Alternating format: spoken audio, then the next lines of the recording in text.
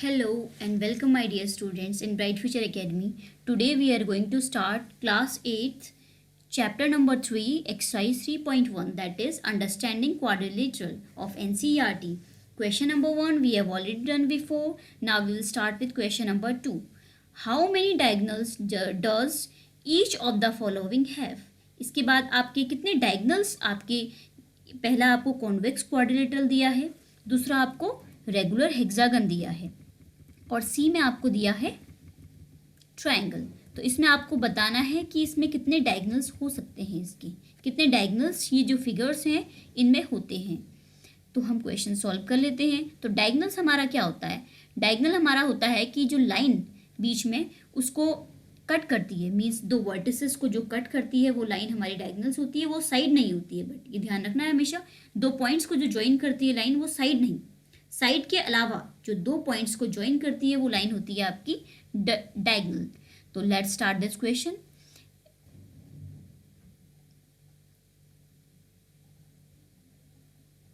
तो हम पहला ड्रॉ कर लेते हैं। तो पहले हम ड्रॉ करेंगे, आप देखिए ए और सी, ए और सी आपका है, ये क्या है, ये ए और सी जो आपकी लाइन ज्वाइन कर रही है, तो वो ना आपका ना साइड है और आपका एक डायगोनल बन रहा है। तो ये हम ए टू सी इसको ड्रॉ कर लेंगे, ये आपकी एक लाइन ड्रॉ हो गई, ठीक है, ये आपका डायगोनल बन गया। तो हम साइड में लिख देते हैं यहाँ पे, पहला हमारा डायगोनल क्या बना, ए सी, यस। अब इसके बाद दूसरा डायगोनल हमारा देखिए, अब ये जो डी सी है आपकी तो अपनी साइड है, ए डी भी अपनी साइड है, ए बी भी अपनी साइड है और बी सी भी अपनी साइड है। अब आए हम बी और डी में, तो बी और डी आपकी जो लाइन ज्वाइन करेगी वो आपकी साइड नहीं होगी और वो आपको दो पॉइंट्स को ज्वाइन भी करेगी। तो इसका मतलब ये पूरी डायगोनल की प्रॉपर्टी सेटिस्फाई कर रही है। तो हम एक लाइन ड्रॉ कर लेते हैं यहाँ भी। तो ये लाइन हमने ड्रॉ करी, ये तो ये लाइन आपकी क्या हो गई, ये दूसरा डायगोनल बन गया। तो लिख देते हैं दूसरा diagonals.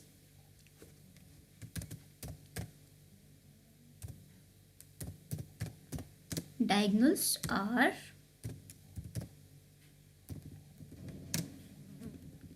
AC and BD. BD. AC and BD. Yes. So question number 1 is question number 2 part A is completed. Now come to question number B. In question number B, a regular hexagon is given to you. A hexagon. अब आपसे पहले एक very important चीज़ आपको clear करने जा रही हूँ, regular और इर्रेगुलर। कोई भी फिगर आपका रेगुलर और इर्रेगुलर क्या होता है? रेगुलर वो फिगर होते हैं जिसकी सारी साइड्स सेम होती हैं। आप कहते हैं ना कि मैं रेगुलर स्कूल जाता हूँ, मैं रेगुलर ही एक्टिविटी करता हूँ, मीन्स सेम हुई एक्टिविटी करते हैं आप। तो रेगुलर हेक्सागन की मीनिंग भी वहीं पर रिलेट कर दीजिए आप। उससे क्या होता है, रेगुलर मीन्स होता है कि जिसकी सारी साइड सेम है, उसी का अपोजिट हो गया आपका इर्रेगुलर्स। तो रेगुलर हेक्सागन देख लेते हैं, इसमें अदर देन अ साइड कौन कौन से पॉइंट मीट कर रहे हैं, तो वो डायगोनल होंगे आपके। तो पहले हम ए से शुरुआत कर लेते हैं। तो ए से हमने शुरुआत करी,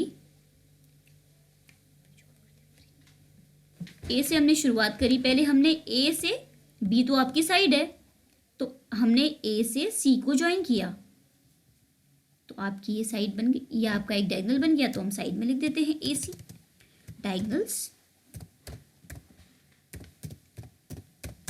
आर ए सी, थोड़ा सा गैप ले लेते हैं, कॉमा। अब ए आपको, पहले हम ए के पॉइंट जहां जहां मीट कर रहे हैं वो देख लेते हैं। अब ए डी से भी मीट कर रहा है आपका, और ए और डी कोई साइड नहीं है एक रेगुलर हेक्सागन की, तो that means it is also a diagonal. तो इसको भी हम ड्रॉ कर लेते हैं, ए टू डी। तो एक और डायगोनल बन गया आपका A D, A D, comma कर लीजिए। इसके बाद आप ए को आप किससे ज्वाइन करेंगे, ई से। ए और ई जब ज्वाइन होगा तो ये भी आपकी साइड नहीं है, तो दोबारा ज्वाइन कर लेते हैं।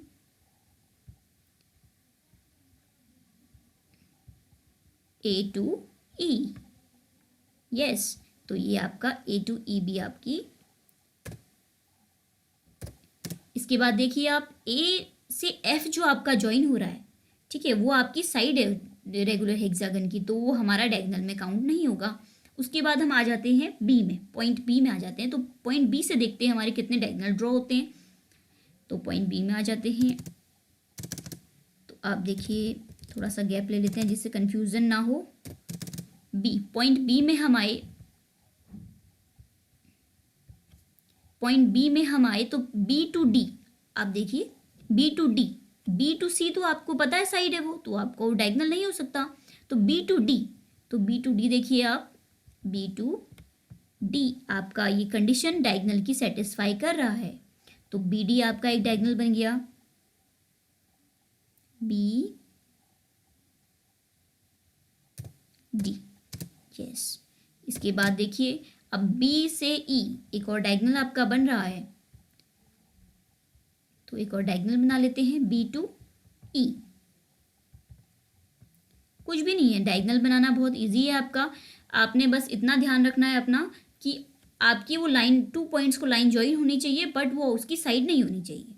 तो बी डी, नहीं बी ई, बी ई को ज्वाइन किया हमने, यस। अब इसके बाद आप आ जाइए, बी टू डी कर दिया, बी टू ई कर दिया। अब देखिए एफ, एफ से पॉइंट दो ज्वाइन हो रहे हैं, यस ज्वाइन हो रहे हैं आपके। तो आपका हो गया, इसके पहले इसको ड्रॉ कर लेते हैं, बी टू एफ, यस। तो B F is also a diagonal. इसके बाद आ जाइए सी में। अब देखिए सी से बी तो आपकी अपनी साइड है, और सी टू ए आपका पहले से ही ड्रॉन है, पर C to F is missing, C to F is missing. यहाँ पे हमारा एक डायगोनल ड्रॉ हो सकता है, तो डायगोनल ड्रॉ कर लेते हैं। शेप्स में जाइए, ये सी टू एफ हमने एक डायगोनल ड्रॉ कर दिया, सी एफ आपका हो गया एक डायगोनल। इसके बाद आप आ जाइए, सी से हमारे जितने डायगोनल बन सकते थे, यस सी टू ई भी बन सकता है आपका। अभी सी टू ई लेफ्ट है आपका, सी टू ई, सी ई भी कर दीजिए। तो आपका सी से भी सारे डायगोनल जितने ड्रॉ हो सकते थे हो गए। अब आ जाते हैं हम डी में। तो डी में देखिए आप, D to B, D to B आपका ड्रॉ है, डी टू ए आपका ड्रॉ है, तो डी टू एफ आपका ड्रॉ नहीं है। डी टू एफ हमारा एक पॉसिबल कंडीशन है डायगोनल की,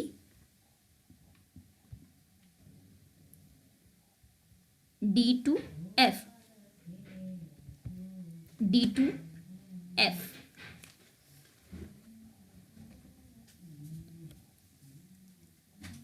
डी एफ आपका एक ड्रॉ हो गया। इसके बाद आप आ जाइए डी में भी, हमने जितने हम डायगोनल बना सकते थे हमने बना दिए। हम आगे ई में, ई टू सी आपका ड्रॉन है, सी टू बी आपका ड्रॉन है, सी टू ए आपका ड्रॉन है, और सी टू एफ तो ई टू एफ तो आपकी साइड से है। तो इसके बाद आप देख लीजिए, इसके बाद आप देख लीजिए कहीं से भी आपकी कोई कंडीशन नहीं बन रही है कि आपका कोई डायगोनल ड्रॉ हो जाए। तो इसके बाद आप इसमें आंसर, इसका आंसर आपको मिलेगा नंबर्स के फॉर्म में। इससे मुझे काउंट करने हैं हमें, तो ये आपके 2 डायगोनल आ रहे हैं यहाँ पे आपके 1 और 2, तो आपका आंसर इसका 2 आ गया। और इसके diagonal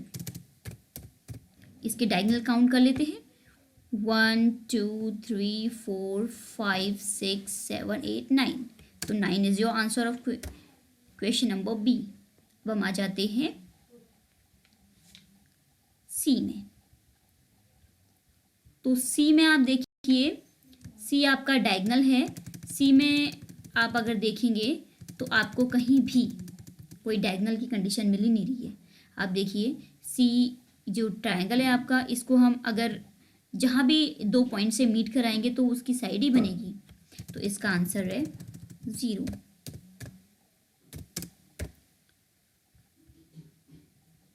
Now come to question number 3. What is the sum of the measure of the angle of a convex quadrilateral? Will this property hold if the quadrilateral is not a convex? Make a non convex quadrilateral and try. Students, तो हमने पहले से ही time waste ना हो इसलिए एक convex quadrilateral एक concave quadrilateral बना दिया है। तो कॉन्वेक्स और क्वाड्रिलेटरल का डिफरेंस एक बार और समझ लेते हैं। कॉन्वेक्स क्वाड्रिलेटरल ऐसा क्वाड्रिलेटरल होता है जिसकी सारी साइड्स आपकी 180 डिग्री से छोटी होती हैं। तो ये साइड, ये साइड, ये साइड, ये साइड, ये साइड, सभी साइड अगर आप इसकी मेजर करेंगे तो आपको it will come less than 180 degree. Now come to concave quadrilateral. Concave quadrilateral की प्रॉपर्टी ये है कि उसकी एक साइड 180 डिग्री से बड़ी होगी। तो ये 4 और 3 का जो आपका कॉम्बिनेशन है, ये साइड इसकी 180 डिग्री से बड़ी है। तो ये आपसे कहा है कि इसके जो कॉन्वेक्स के सम, जो क्वाड्रिलेटरल के एंगल्स का सम आपका 180 degree, the sum of the angles of a क्या होता है, आपसे पूछा है कि क्या होता है। तो इसके हम कर लेते हैं। हमने इसको हाफ कर दिया है। तो हाफ अपने क्या किया है, इसको हमने 1, 6 और 2 ट्राइंगल में कर दिया है, और ये नीचे वाला ट्राइंगल 2 ट्राइंगल में हमने इसको डिवाइड कर दिया है। तो फर्स्ट ट्राइंगल की बात करते हैं सबसे पहले।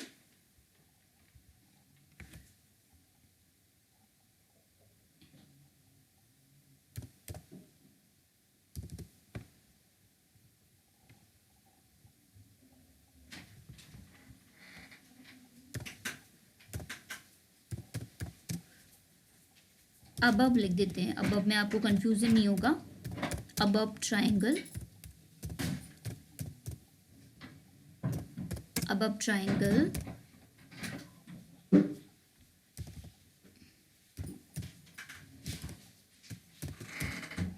अब ट्राइंगल में आप इंटर कर लेते हैं।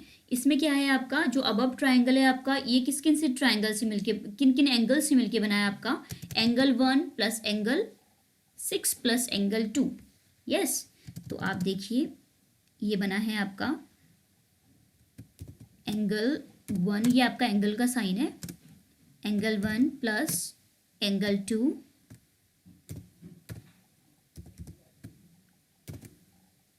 Plus angle 6। अब आपको पता है what is the sum of the angles of triangle. क्या होता है एंगल्स के सारे, ट्राइंगल के सारे एंगल्स का सम आपका 180 डिग्री होता है, as you already know this. Yes, तो उसके बाद हम कर लेते हैं इसके आगे। अब इसके आगे देखिए आप दूसरा, ये तो आपकी इक्वेशन नंबर 1 बन गई है। इक्वेशन नंबर 1 लिख देते हैं। Equation number 1,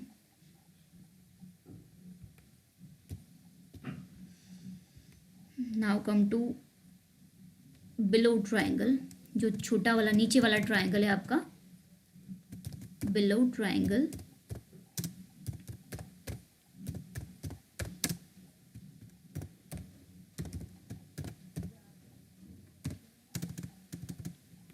angle 5 plus angle 4 plus angle 4 plus angle 3 is equal to 180 degree. ये आपका हो गया इक्वेशन नंबर 2। यस, अब आप देखिए जो ये, अब हम कर लेते हैं एक क्वाड्रिलेटरल को मान के उसकी सारी साइड्स को कंबाइन करके देखते हैं। इसमें आप देखिए, इसमें आपका आएगा angle 1 plus angle 2 plus angle 6 plus angle 3। अब नीचे वाले एंगल में आ जाइए, angle 3 plus angle 4 plus angle 5। अब ये आपका हमारा जो क्वाड्रिलेटरल है, कॉन्वेक्स क्वाड्रिलेटरल का सम है, लिख देते हैं यहाँ पे sum of the angles of sum of the angle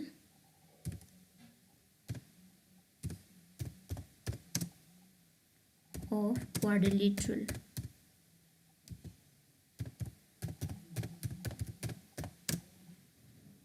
ये इसके बाद आप देखिए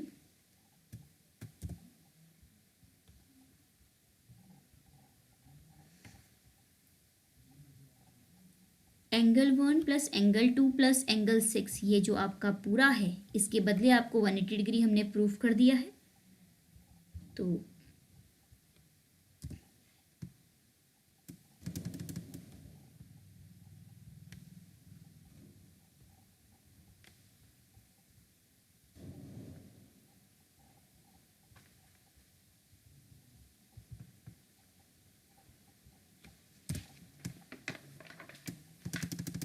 angle 1 plus angle 2 plus angle 6 के बदले आपका 180 डिग्री हमने कर लिया है प्लस। अब angle 3 plus angle 4 plus angle 5 भी हमने 180 डिग्री प्रूफ कर दिया है इक्वेशन नंबर 2 में, तो ये भी आपका 180 डिग्री हो गया। इक्वल टू के बिलो इक्वल टू आ जाएगा, तो 180 और 180 आपका कितना हो जाएगा 360।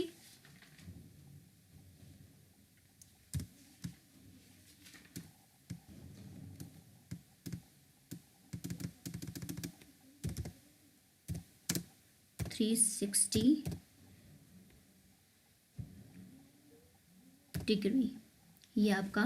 सो द एंगल्स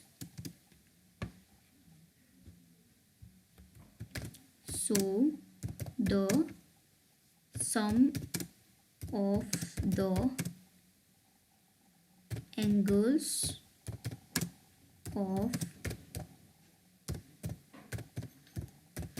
quadrilateral is 360.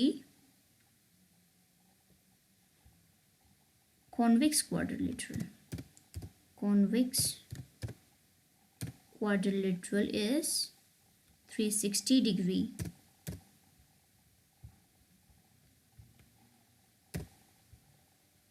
ये हो गया आपका कॉन्वेक्स क्वाड्रिलेटरल की इक्वेशन। ऐसे ही करते हुए हम आएंगे, तो ये क्वेश्चन आपने नोट कर लेना। इसके बाद हम इसी को कट करके इसी में ही कुछ एडिटिंग करके दूसरा क्वेश्चन सॉल्व कर लेते हैं। अब हम आ जाते हैं, ये आपका था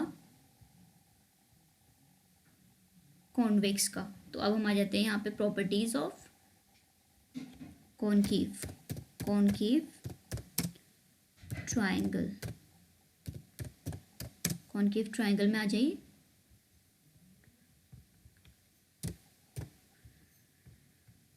अब ट्राइंगल में आपके कौन कौन से ट्राइंगल, 5, 6 एंड 4। यस, तो angle 5 plus angle 6 plus angle 4, ये भी आपका एक कॉनकेव जो आपका क्वाड्रिलेटरल है उसको भी हमने दो पार्ट्स में डिवाइड कर दिया है और दो उनको ट्राइंगल बना दिया है। तो दो ट्राइंगल की प्रॉपर्टी से हम नई प्रॉपर्टी निकालेंगे। तो 5 एंगल, क्योंकि ये ट्राइंगल है, 5, 6, 4 के कॉम्बिनेशन से आपका ट्राइंगल बन रहा है, तो जो ट्राइंगल आपका बन रहा है तो उसका मतलब ये है कि आपका 180 डिग्री होगा, उसके एंगल्स का सम 180 डिग्री होगा। तो ये इक्वेशन नंबर 1 हो गई आपकी। अब नेक्स्ट इक्वेशन देख लीजिए, angle 1 plus angle 2 plus angle 3। Yes, तो ये आपका हो गया, दोबारा से आपका 180 डिग्री हो गया। अब ये क्या हो गया आपका 1 2 3 4 5 6। इसमें हम एक इसको सीक्वेंस में ले आते हैं। पहले एंगल 5 से कर लेते हैं, angle 5, angle 6, angle 4,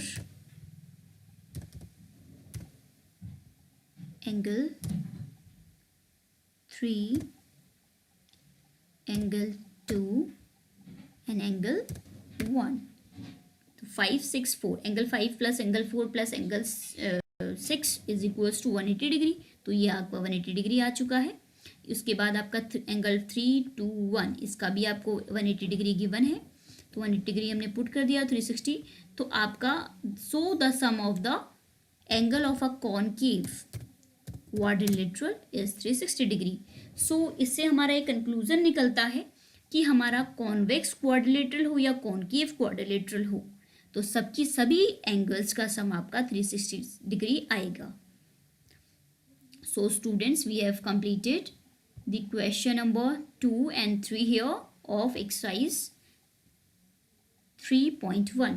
So students, I have discovered something new for you so that you don't have a pressure that you are not able to see in small mobiles.